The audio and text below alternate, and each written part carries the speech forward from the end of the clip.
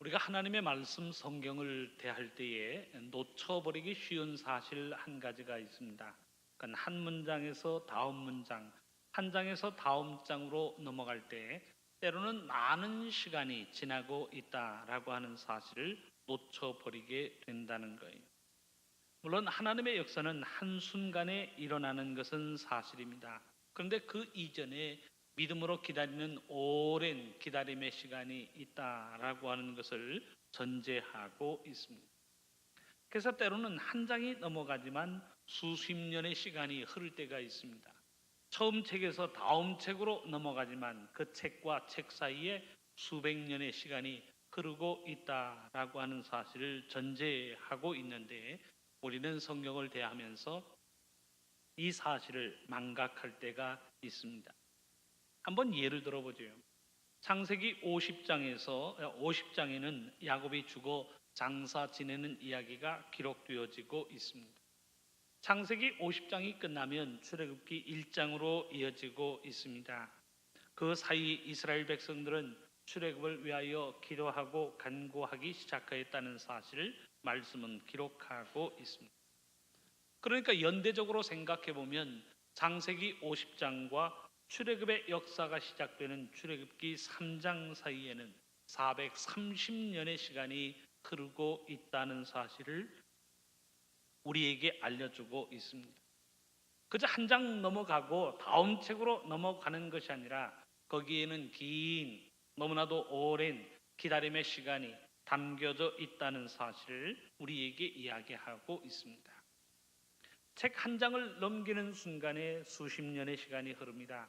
다음 책으로 넘어가는 순간에 수백 년, 수천 년의 기다림의 이야기가 그 이야기 뒷면에 내재되어 있다는 사실을 우리에게 일깨워 주고 있습니다. 하나님이 모세를 부르시는 것도 마찬가지.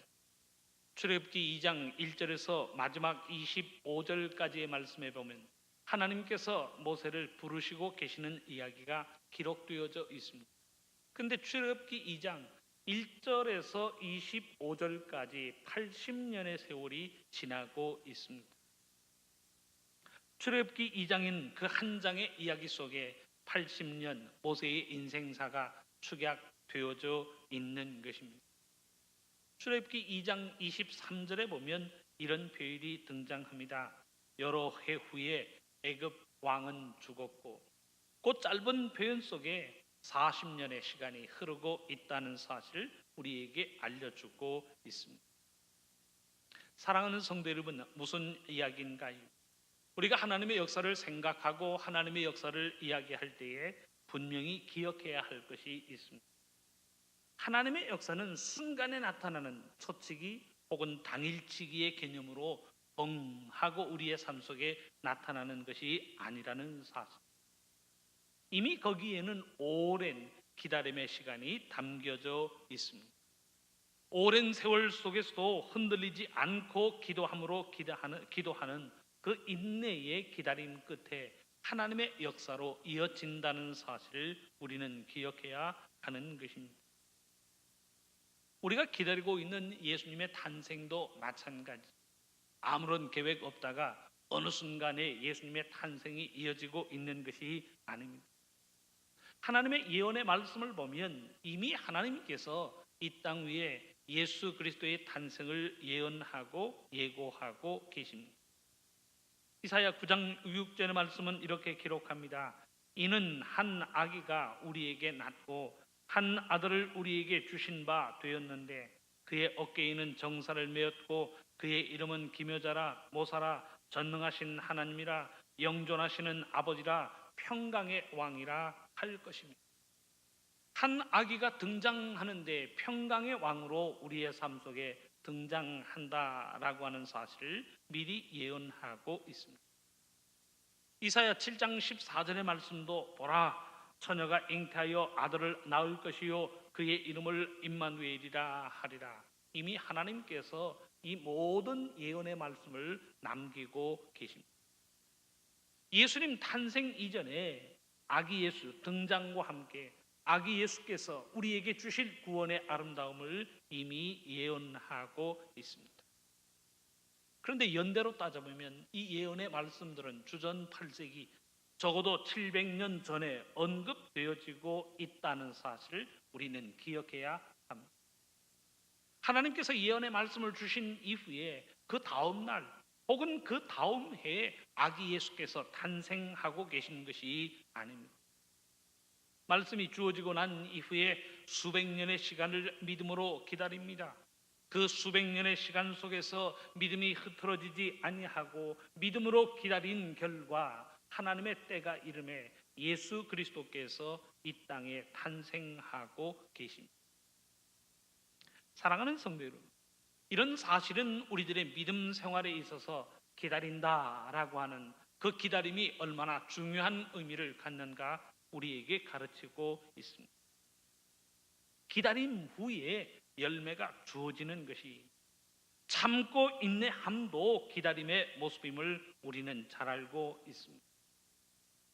사랑의 열매를 이야기할 때 가장 먼저 정의되어지는 내용이 무엇인가요? 고린도전서 13장 4절의 말씀을 보면 사랑은 오래 참고라고 말씀은 정의하고 있습니다. 여기에서 말하는 참는다라고 하는 것이 기다리고 사모하면서 그 기다림의 모습을 우리에게 보여주고 있습니다. 하나님의 때를 기다리는 거예요.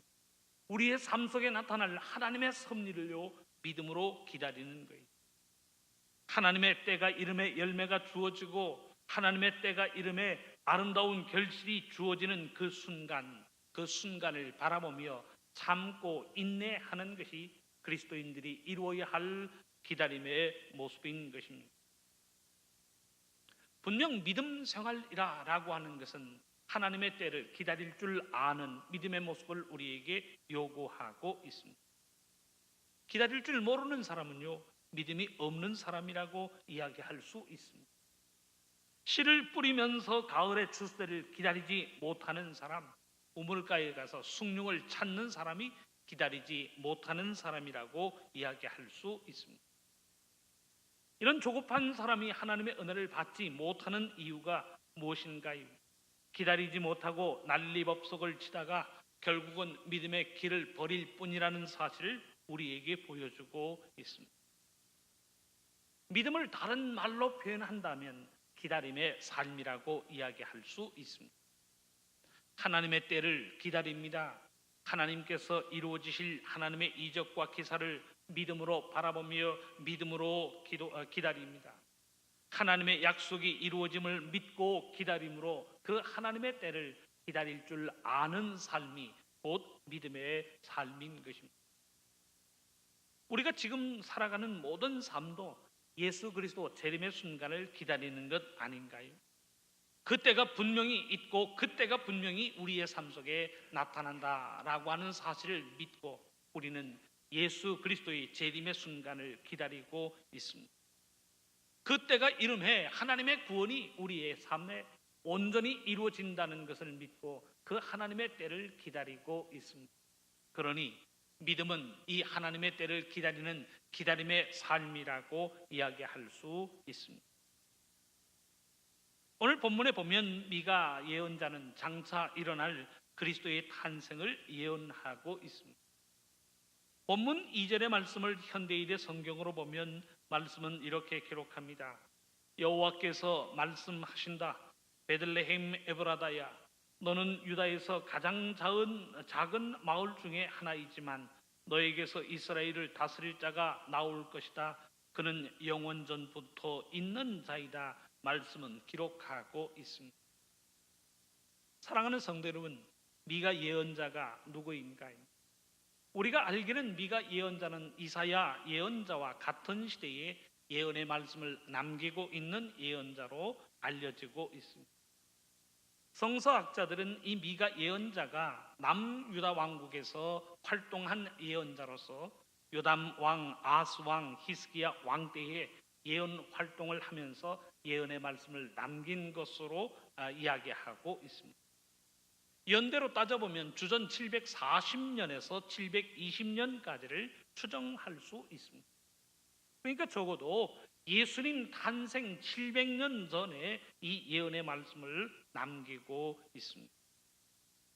700년 전에 말씀이 있었고 700년 동안 믿음의 기다림의 결과 예수님은 말씀대로 이 땅 위에 구주로 탄생하고 계십니다. 사랑하는 성도 여러분, 왜 이리도 오래전에 예언의 말씀을 미리 선포하고 있는 것일까요?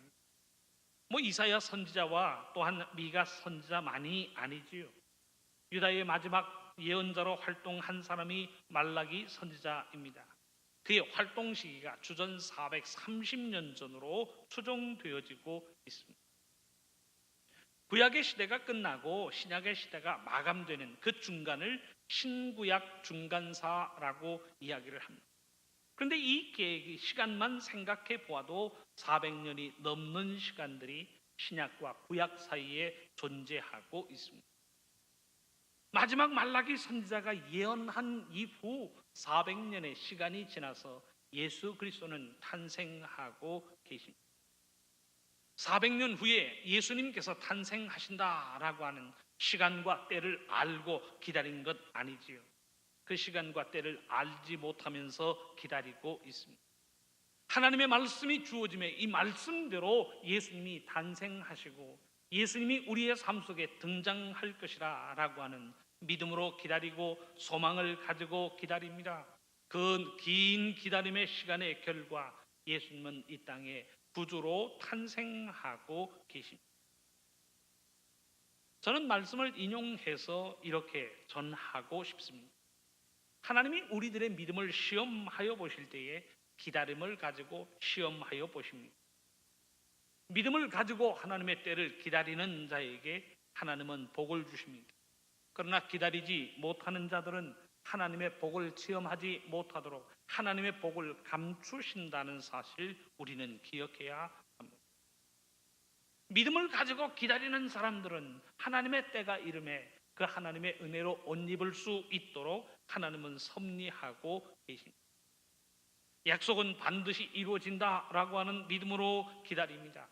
하나님의 때가 분명히 우리의 삶 속에 나타날 것이라는 믿음을 가지고 하나님의 때를 기다립니다.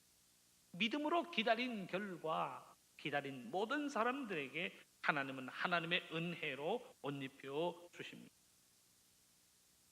성경에 나타나는 하나님의 모습을 보면 하나님도요 기다리고 기다리시고 또 기다리시는 모습을 우리에게 보여주고 있습니다. 이 기다리시는 하나님의 모습을 가장 잘 나타내고 있는 비유가 누가복음에는 등장하고 있습니다. 곧 우리가 돌아온 아들 혹은 탕자의 비유로 말하는 그 비유를 통해서 우리를 기다리고 계시는, 기다리시고 또 기다리시는 하나님의 모습을 우리에게 알려주고 있습니다. 그 내용을 잘 아시지요? 둘째 아들이 아버지에게 재산을 달라라고 해서 그 재산을 가지고 멀리 떠나고 있습니다. 멀리 떠나 타국에 가서 그곳에서 허랑방탕하면서 자신의 전 재산을 다 낭비하고 말았습니다. 재산만 낭비한 것이 아니라 그 나라에 큰 흉년이 들면서 궁핍한 삶이 시작되었습니다. 먹을 것이 없어서 굶어 죽게 되었습니다. 성경에 보면 돼지가 먹는 쥐염 열매를 먹고자 하였지만 주는 사람이 아무도 없는 그야말로 극빈의 상태에 전락하고 말았습니다. 둘째 아들이 행할 수 있는 선택은 한 가지뿐이었습니다. 아버지에게로 돌아가서 아버지의 품꾼으로 산다라고 하는 그 계획밖에는 다른 희망이 없었습니다. 그래서 아버지에게 돌아오고 있습니다. 누가복음 15장 20절의 말씀을 보면 아버지와 아들이 만날 때 그 아버지가 어떤 모습을 보이고 있는가 우리에게 기록하고 있습니다. 누가복음 15장 20절의 말씀입니다. 아버지와 이 둘째 아들의 상봉의 장면이 나타나고 있습니다. 말씀은 이렇게 기록합니다. 이에 일어나서 아버지에게로 돌아가니라. 아직도 거리가 먼데 아버지가 그를 보고 측은히 여겨 달려가 목을 안고 입을 맞추니. 사랑하는 성도 여러분, 한번 상상해 보시기를 바랍니다. 이 둘째 아들이 타국에 가서 재산을 다 탕진하고 돌아오기까지 어느 정도의 시간이 걸렸을까요? 아마 1년은 넘었다고 생각해요. 아버지로부터 받은 모든 상 속에 재산을 다 탕진하고 그 땅에서 어떻게든 살아보려고 하였지만 흉한 가뭄이 들어서 가난으로 전락하는 모든 과정, 적어도 수년의 시간이 흘렀다라고 생각해 봅니다. 그런데 아버지는요, 먼 거리에서도 자신의 아들이라고 하는 사실을 알고 제일 먼저 아들에게로 달려가고 있습니다. 아버지가 어떻게 한순간에 자신의 아들임을 알아보았을까요? 식구 중에 가장 먼저 달려갔던 이유는 무엇인가요? 더러운 아들을요, 자기의 아들임을 알고는 껴안고 입을 맞추는 사람이 아버지입니다. 어찌 이런 일이 일어날 수 있을까라고 하는 질문을 우리는 던져보지 않을 수 없습니다. 아버지의 삶은요, 매일매일이 기다림의 순간들이었습니다. 아들이 집을 나가는 순간부터 내일 오려나, 그 다음 날 오려나, 다음 달에 오려나, 내년에 오려나 라고 매일매일 이 나간 아들을 기다리는 기다림의 시간들이었습니다. 아들이 다시금 아버지를 찾아온다는 그 순간을 기다리는 기다림의 삶이 곧 아버지의 삶이었습니다. 그 긴 기다림의 결과 가장 먼저 아들을 알아봅니다. 가장 먼저 아들에게 달려가고 있습니다. 그 아들을 안고 입맞추면서 아들을 위하여 큰 잔치를 벌이고 있습니다. 성경에서 이야기하는 이 아버지가 누구이신가요? 우리의 삶을 기다리고 계시는 하나님이시라는 사실을 가르치고 있습니다. 우리의 하나님은요, 우리의 돌아옴, 우리의 회개를 지금도 기다리고 계십니다. 어제 오늘 기다리신 것 아니지요. 그저 1년, 2년, 10년, 20년 기다리신 것 아니지요. 죄를 짓고 에덴 동산을 떠나는 그 순간부터 인생이 회개함으로 하나님에게 돌아오기를 하나님은 지금도 기다리고 계십니다. 우리의 하나님이 기다리시는 하나님이시라면 또한 그 기다림의 지혜를 우리의 삶 속에 요구하고 계십니다. 하나님의 때에 하나님의 역사가 나타남을 믿고 믿음으로 그 하나님의 때를 기다릴 수 있는 믿음의 모습을 하나님은 우리에게 요구하고 계십니다. 사랑하는 성도 여러분, 오늘의 본문은 우리에게 분명하게 증거합니다. 우리의 삶을 구원하여 주시고 우리의 삶을 인도하여 주실 메시아가 등장하고 나타난다는 사실을 분명히 예언하고 있습니다. 5절의 말씀을 보면 이 사람은 평강이 될 것이라. 우리를 억압하고 학대하는 모든 고통의 끈을 끊어버릴 메시아가 등장한다는 사실을 예언하고 있습니다. 6절에 보면 그가 우리를 그에게서 건져내리라. 우리가 죄와 허물과 어려움과 고통 속에 빠졌지만 그 고통 속에서 우리를 건져내는 구원자의 등장을 예언하고 계십니다. 이 예언의 말씀이 선포되어진 이후 700년의 믿음의 기다림을 통해서요, 그리스도는 이 땅에 탄생하고 계십니다. 이런 사실들은 우리에게 무엇을 요구하고 있습니까? 믿음으로 하나님의 때를 기다리라라고 하는 거예요. 시간이 되어서 그 때가 우리의 삶 속에 이루어지는 것이 아니지요. 믿음으로 기다릴 때, 믿음으로 기다리고 기다리면서 마음속에 있는 희망의 끈을 놓지 않을 때에 하나님의 때는 우리에게 이루어지고 하나님의 때가 우리에게 이루어질 때에 하나님의 은혜로 옷 입는다는 사실을 우리에게 가르치고 있습니다. 오늘 본문의 말씀은 그저 막연하게 언젠가는 오겠지라고 하는 사실을 우리에게 알리고 있는 것이 아니지. 하나님의 때가 이름에 하나님의 약속이 분명히 이루어진다는 사실, 하나님의 때가 이름에 그리스도 예수께서 탄생하신다는 사실을 분명히 우리에게 예언하고 있습니다. 그러니 믿음의 사람들은 그 하나님의 때를 믿음으로 기다리는 기다림의 삶을 사는 사람들이라 이야기할 수 있습니다.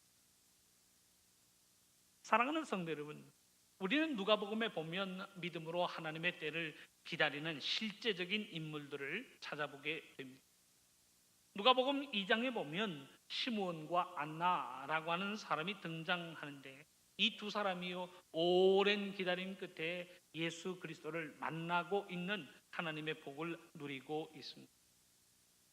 누가복음 2장 25절의 말씀을 보면 시므온에 대해서 성경은 이렇게 기록하고 있습니다.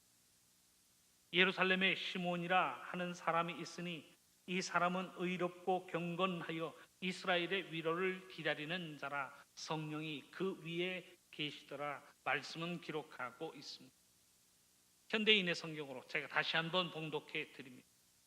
그때 예루살렘에 시몬이란 의롭고 경건한 사람이 살고 있었다.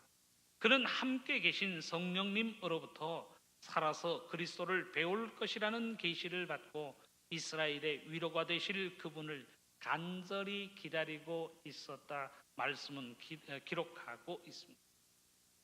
믿음이 무엇인가요? 기다림입니다. 하나님의 약속, 그 약속이 분명히 이루어진다는 믿음을 가지고요, 하나님의 때를 기다릴 줄 아는 마음이 곧 믿음입니다. 하나님의 때가 이름에 약속이 성취되어지고 하나님의 역사가 시작되는 그 순간을 믿음으로 기다리는 삶, 바로 그 삶이 믿음이라는 사실을 말씀은 가르치고 있습니다. 우리가 신앙생활을 하다가 실족하는 이유가 무엇인가요? 하나님의 때를 기다리지 못하기 때문입니다. 기다리기는 기다리는데 하나님의 정한 시간, 하나님의 때를 기다리는 것이 아니라 자신의 때를 정해놓고요, 자신의 때를 기다립니다. 자신이 생각하는 그 시간에 아무런 일도 일어나지 않으면 믿음을 부인합니다. 하나님의 존재를 의심하면서 믿음에서 떠나고 마는 것입니다. 그러나 믿음은 하나님의 때를 기다리는 것이, 하나님의 때를 기다리는 믿음이 없다면 결국 그 믿음은 가짜 믿음이라는 사실을 말씀은 경고하고 있습니다. 우리가 매일매일의 삶 속에서 믿음을 놓지 않고 기도하고 간구하는 이유가 무엇인가요? 하나님의 때가 이름에 그때에 하나님의 약속이 이루어진다는 믿음이 있기 때문입니다. 100년이 지나고 200년이 지나도 하나님의 약속은 이루어질 줄로 믿습니다.